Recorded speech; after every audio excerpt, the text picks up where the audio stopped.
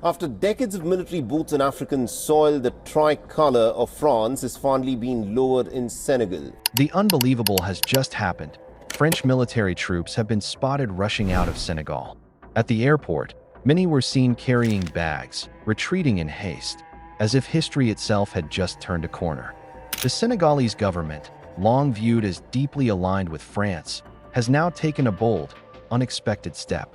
President Bassirou Diomaye Faye, known for his visible ties and repeated appearances alongside Burkina Faso's revolutionary leader, Captain Ibrahim Traoré, has not only echoed Traoré's anti-colonial stance with words, but now with decisive action. They said it could never happen, that France would always maintain a foothold in West Africa, a permanent shadow lurking behind African independence. But today, that illusion has shattered. Camp Geille, the final French military base in Senegal, has officially been handed back. Even the airfield at Dakar's International Airport, once under French control, has been returned. To many, this isn't just a sovereign decision. It's a continental statement, a Pan-African uprising that traces its roots to the bold defiance of Captain Traoré in Burkina Faso. This moment is not just about troops withdrawing. It's about a shift in power, a declaration of dignity. Africa is rising, reclaiming its future on its own terms. Welcome to Win Africa, where we unveil the pulse of a continent finally breaking free.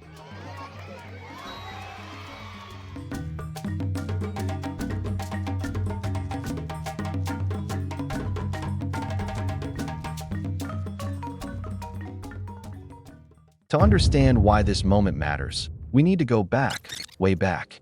1659, France established its first outpost in what would become Senegal. By the 19th century, they controlled most of West Africa, forcing African soldiers to fight in their wars and building military posts across the region. In 1960, Senegal gained independence. But the truth is, France never fully left. They stayed, not with flags and parades, but with troops, bases, and influence. One of the most powerful symbols of that control, Camp Geille, a major French base located right in Dakar. For 65 years, it remained a hub for training, operations, and joint missions. But many believed it was really about maintaining control. Let's follow the dominoes. In 2022, Mali told France to leave. Burkina Faso, under Captain Ibrahim Traoré, kicked them out in 2023. Then came Niger in 2023. In early 2024, France gave up its base in Chad. In February 2025, it surrendered its last base in Ivory Coast. And now, Senegal, once seen as France's strongest ally, has joined the wave. The last two French military outposts in Senegal have now been formally returned to the control of Dakar. Marking the end of the 65-year deployment, these are the images of the handover ceremony in Senegal's capital, Dakar. It's a pretty dramatic move and a close to a chapter that had begun with the colonial conquest, and it continued through counter-terrorism cooperation, training missions, and strategic defense agreements. Between the port and the train station is the statue of Demba and Dupont, arm in arm holding an olive branch. One is Senegalese, the other is French. Together, they liberated France from German occupation during World War II. But guess which one wasn't allowed to march into Paris despite helping to liberate it? Now, with the last French military base being handed over to Senegal, it seems Dupont is walking away. Behind the barbed wired wall, a final salute. Down comes the French flag, up goes the Senegalese one. A small ceremony for a big moment, the end of French military presence here. From a network of over 5,000 troops, only around 1,500 remain in faraway Djibouti. This is not a coincidence. This is a continental shift, and it's reshaping the power dynamics in Africa. In November 2024, President Bassirou Diomaye Faye made a bold and public declaration. All French military bases in Senegal must close, stating unequivocally that seniority does not accept the presence of military bases in a sovereign country. But for Senegal, it was important, and obviously for France as well. The president of Senegal said in an interview several months ago that he wanted those troops out this year. As we approach the 65th anniversary of our independence, the French authorities must also consider having a partnership that is without military presence, one that is rich and fruitful. a privileged and global partnership, as we have with many other countries. The desire to move towards the absence of a military presence, not just from France, but from any other country, should not be interpreted as a desire to cut all relations with France. This wasn't an offhand remark. It was a binding political commitment tied to his campaign promise for national sovereignty and a symbolic rejection of colonial-era influence. Then on January 1st, 2025, he formalized it further, instructing Senegal's defense minister to draft a new national defense doctrine that would terminate all foreign troop presence in Senegal by the end of 2025. In February 2025, Senegal and France officially created a Franco-Senegalese commission to oversee the legal and logistical process of base closures, with a clearly agreed timeline to transfer all military installations, including Camp Geille and the Dakar Airfield, before year's end. Beginning March 7, 2025, France began returning key facilities in Dakar's Marichal and Saint-Exupéry districts, followed by the Contramaral Protet base on May 15 and the Rufis Communications Station on July 1st. The final handover of Camp Geille and the airfield at Dakar Airport took place on July 17 and 18, 2025, marking the completion of a legally mandated, orderly withdrawal that France itself acknowledged as a return to a partnership model, ending permanent military bases in West Africa. This sequence shows Senegal's victory was not only moral, it was grounded in legal diplomacy, consistent deadlines, and coordinated execution. France did not resist. It complied, ceremonially handing over facilities and affirming the shift from colonial legacy to sovereign cooperation. When Captain Ibrahim Traoré rose to power in Burkina Faso in 2022, few outside the region took him seriously. He was just 34 years old, a little-known artillery officer. But within months, he became something more. He became the face of defiance. Traoré didn't just lead a coup, he led a philosophical uprising. He stood on the shoulders of legends like Thomas Sankara and said what many African leaders were too afraid to say.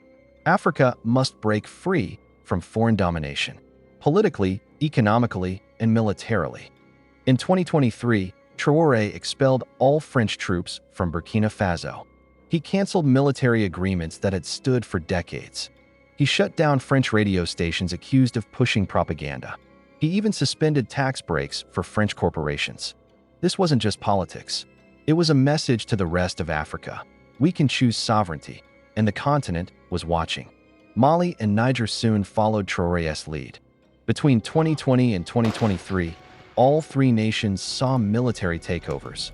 But more importantly, they formed a bloc, the alliance of Sahel states, cutting ties with France and looking inward for solutions. This wasn't just military unity. It was the beginning of a Pan-African resistance movement. A movement that's not about hate, but about dignity. Traoré's message wasn't anti-Europe. It was pro-Africa, and that made all the difference. So, when Senegal elected the reformist Bassirou Diomaye Faye in 2024, he inherited a nation ready for change and a region already in motion. While Traoré rules with a uniform, Faye wears a suit, but their message, it's strikingly similar. We will no longer be governed by the ghosts of colonialism. President Bassirou Diomaye Faye and Captain Ibrahim Traoré have been spotted on multiple occasions, their growing alliance hard to ignore. From shared photographs and public demonstrations at regional events to closed-door meetings and state visits, the chemistry between the two young Pan-African leaders has been unmistakable. Many observers had long speculated that Senegal would eventually follow the path set by Burkina Faso, and now, that speculation has become reality. France is officially ending its military presence in Senegal after 65 years. On Thursday, the French army will hand over its last remaining bases to Senegalese authorities, marking the final phase of a 3-month withdrawal process. Across Senegal, French troops have been seen in large numbers, hurriedly vacating military installations, hauling heavy bags, packing up weapons, equipment, and personal belongings. It's no longer symbolic, it's strategic. The Senegalese military has taken full control of the country's bases, marking a historic shift in sovereignty and a bold rejection of foreign military presence. The influence of Traoré is no longer just ideological, it's contagious, and it's spreading across the region. So when Faye demanded that France withdraw all troops by 2025, it didn't feel like a surprise. It felt inevitable. And now, with the final base in Senegal returned, even civilian governments are showing the same Pan-African spine that Traoré ignited. This is no longer a Burkina Faso story. It's an African story. Burkina Faso, Mali, Niger. These revolutions came through military boots and rifles. But in Senegal, it was the ballot box that sparked the shift. In March 2024, the people of Senegal shocked the political world, electing Bassirou Diomaye Faye, a former political prisoner, reformist, and anti-establishment candidate. He promised sovereignty, transparency, and dignity, and he wasted no time. Shortly after taking office, Faye called for a complete withdrawal of French troops by 2025. This was unprecedented for a country that had hosted France's military since independence. But Faye made it clear Senegal will continue diplomatic relations, but only under terms of mutual respect. We will work with France, but not under France. However, Faye assured that he is not looking to cut ties with France. The desire to move towards the absence of a military presence, not just from France, but from any other country, should not be interpreted as a desire to cut all relations with France. Unlike Mali or Burkina Faso, Senegal hasn't turned away from elections, free press, or civil liberties. But that doesn't mean it's less revolutionary. In fact, Faye's approach may prove to be even more powerful. He's showing that Pan-African pride doesn't have to come through force. It can come through the will of the people. Two men, different styles, same message. If you've watched this video up to this point or you're still tuned in, it means you truly care about the message and support Africa's growth. Please take a moment to subscribe and follow our YouTube community. It shows that you appreciate the effort behind this content and want to see more stories that matter. Let's continue. While Traoré roars with fire and steel, Faye speaks softly, but carries the full weight of a new African consciousness. Both are rejecting the colonial mindset. Both are demanding accountability from France. Both are part of a continental awakening. Faye hasn't stopped at military issues. He's also demanded an apology from France for the 1944 Traoré massacre, where dozens of African soldiers, veterans of World War II, were executed by the same army they once fought for. How can there be reconciliation without acknowledgement? Faye asked, and many across Africa agree. From Dakar to Bamako, from Ouagadougou to N'Djamena, France's once massive military footprint in Africa is collapsing. What began as a few strategic partnerships after independence turned into a sprawling post-colonial military web. By the early 2000s, France had over 5,000 troops stationed across the continent. But now, gone from Mali, gone from Burkina Faso, gone from Niger, gone from Chad, gone from Ivory Coast, gone from Senegal. In February 2025, France returned its last base in Ivory Coast. In January, it pulled out of the Kasai base in Chad, its final stronghold in the Sahel, and in July, Senegal became the symbolic final nail in the coffin of France's West African military presence. Over 4,300 French soldiers ejected in just under 3 years. But when one power leaves, another enters. In the vacuum left by France, Russia has moved in fast. The Wagner Group, a private Russian military company, has deployed fighters to Mali, Burkina Faso, and the Central African Republic. In fact, the CAR was among the first to demand a French exit, and Wagner mercenaries quickly replaced them, offering arms and protection in exchange for access to resources. But it's not just Russia. Turkey, China, and even Iran have increased diplomatic and security ties in West Africa. New roads, drones, trade deals, no longer from Paris, but from Ankara, Beijing, and Moscow. And then, there's Africa itself. In the Sahel, a new defense pact called the Alliance of Sahel States is forming between Mali, Niger, and Burkina Faso, a military and political alliance designed to replace foreign dependency with regional strength. Mali will create a unified force within weeks, Niger's defense minister Salifou Modi said on Tuesday. The three nations are former French colonies where the military deposed civilian administration in putches between 2020 and 2023. Each of the three countries has been wrecked by attacks by jihadists allied with either Al-Qaeda or Islamic States for decades, violence that governments have not been able to eradicate despite help from French forces. Following the coups, the three countries distanced themselves from France and last year formed a confederation, the Alliance of Sahel States. Could this be the beginning of an African-led security system? After centuries of European control, a new question is echoing across the continent. Can Africa protect itself by itself? And if so, will it finally become the master of its own destiny? Across West Africa, many are celebrating France's exit, but others are asking a tougher question. Now what? Because while foreign soldiers are gone, the threats haven't disappeared. Terrorist groups like ISIS in the Greater Sahara and Al-Qaeda in the Sahel continue to wreak havoc. They exploit poverty, borders, and weak institutions, and in many regions, they're gaining ground. In Burkina Faso alone, over 2 million people have been displaced by violence. In Mali, major cities are under siege. In Niger, terrorist attacks continue to destabilize the countryside. With French troops gone, will these new African alliances be enough? Or has the region traded one problem for another? Traoré says African problems need African solutions, that the West has failed and he's not alone. Senegal's Faye agrees on sovereignty, but also stresses the need for smart diplomacy, regional coordination, and economic reform. So the challenge ahead is not just military. It's about governance, education, jobs, and infrastructure. Real independence doesn't come from flags or speeches, it comes from results, and that's where you, the African people, come in. This revolution can't be won by presidents alone. It needs teachers, builders, writers, coders, defenders of truth, protectors of culture. If France is gone, but corruption remains, if poverty remains, then the revolution is incomplete.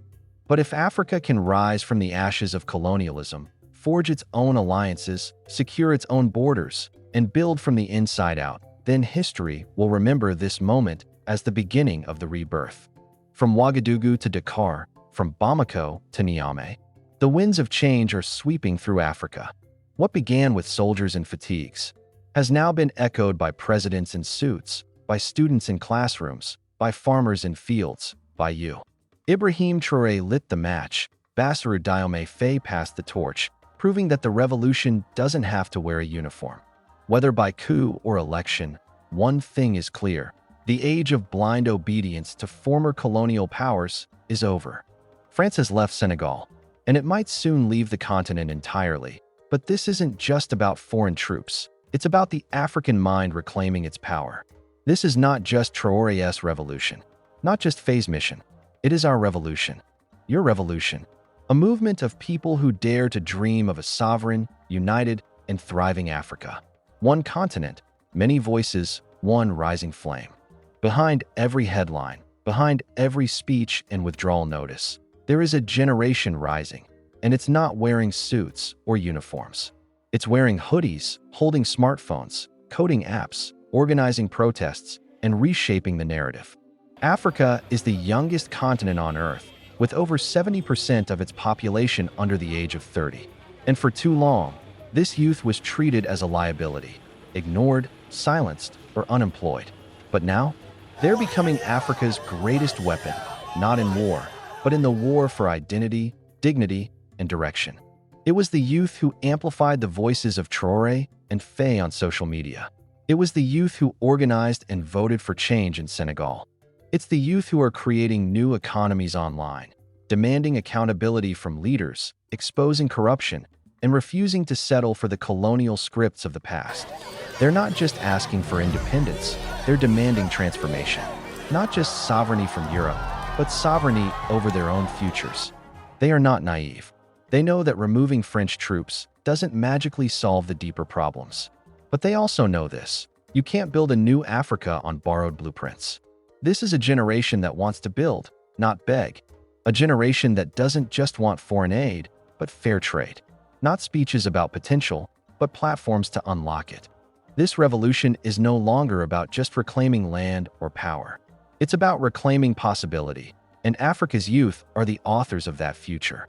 For decades, The presence of foreign military bases wasn't just about security, it was a symbol, a reminder that even after independence, African nations remained tethered to their former colonizers. Bases like Camp Geille weren't just military compounds. They were monuments to a power imbalance the world pretended not to see. And every time a French jet lifted off from African soil, it carried more than soldiers. It carried the weight of unfinished liberation. So when Senegal reclaimed its airfield, when the tricolor was lowered for the last time in Dakar, it wasn't just a policy shift. It was a moment drenched in symbolism and soul. The type of moment that history remembers, not because of weapons, but because of what it represents. It represents a continent saying, we will no longer rent our dignity. We will no longer trade sovereignty for security. And most of all, we are no longer afraid to stand alone.